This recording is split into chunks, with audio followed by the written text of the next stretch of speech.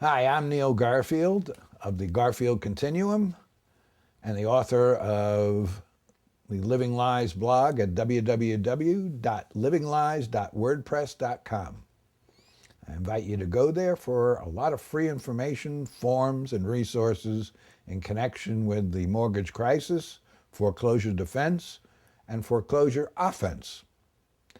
Today's segment is the assignment and assumption agreement, something that some of you may never have heard of.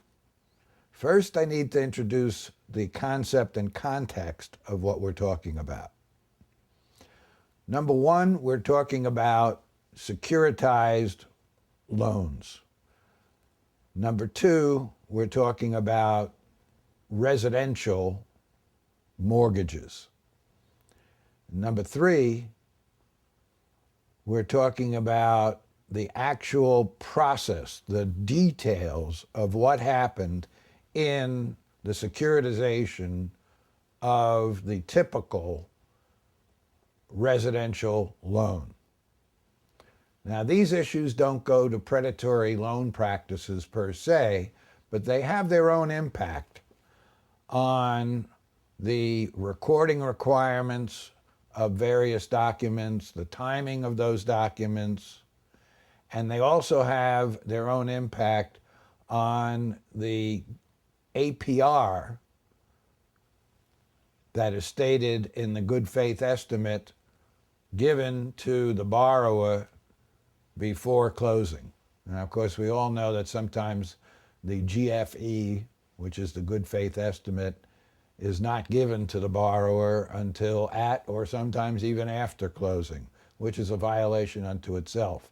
But the purpose of this section is to alert you to the issues that are involved in the securitization of mortgages. And the first thing I want to tell you is that there are two pools, not one. Everybody gets this issue confused, and for good reason. Wall Street wants you to be confused. The lawyers for the pretender lenders want you to be confused. So let me take you briefly through the history of a loan as it goes through the securitization chain.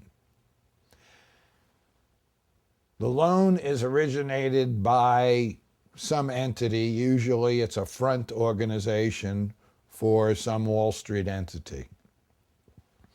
That loan is then transferred or transmitted into a pool of assets. And that pool is subject to a pooling and service agreement,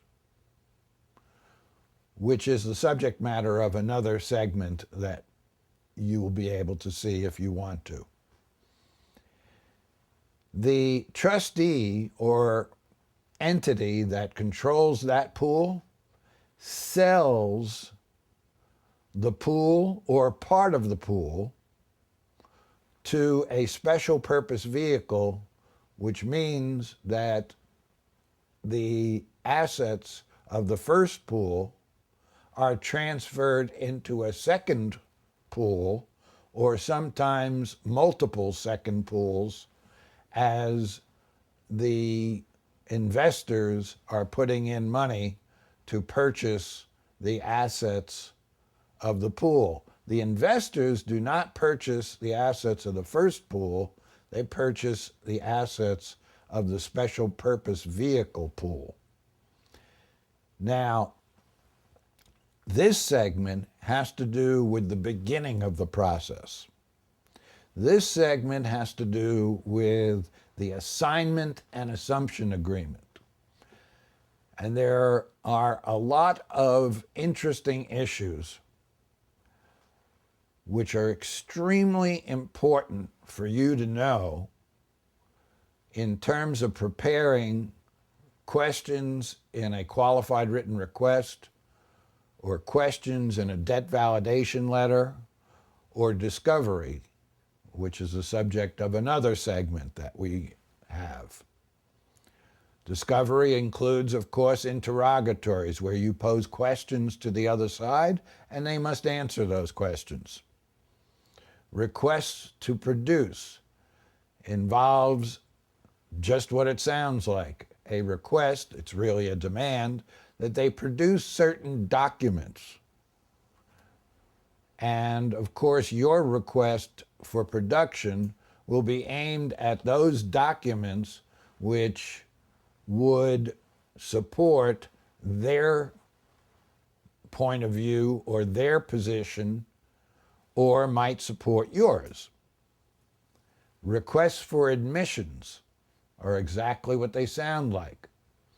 You say, please admit that you're not really the lender. If they fail to answer that, then they are admitting it. If they've admitted it, then you don't have to prove it. And there are other forms of discovery, including depositions and so forth, which we get into in litigation strategies and motion practice, all different segments of our series here. So let's talk about what happens in reality, not the way you see it on the internet, not the way you see it in the books that talk about derivatives and how they're created and when they're created and so forth. Here's how it really happens. Wall Street has investment bankers. These are people who are there to take risks. They are there to create instruments, financial instruments, that increase liquidity in the financial markets.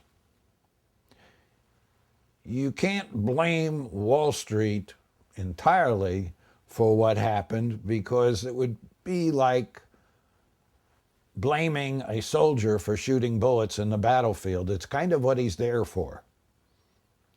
But what Wall Street did was they took it one step further, which is why there's plenty of blame to go to them, and why opportunities exist to challenge virtually any mortgage that was securitized, whether it is delinquent or not, whether it's in foreclosure or not. So let's look at the beginning, and the beginning starts with the end.